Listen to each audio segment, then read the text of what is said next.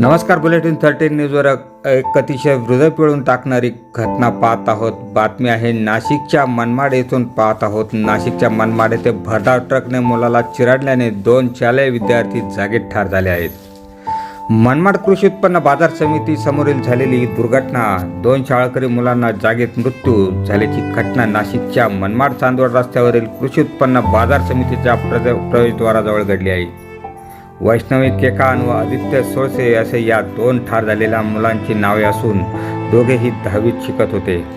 शाळा सुटल्यानंतर घरी परतत असताना ही घटना घडली आहे. या घटनेमुळे परिसरातील काही काळ तणावाचे वातावरण देखील निर्माण झाले होते.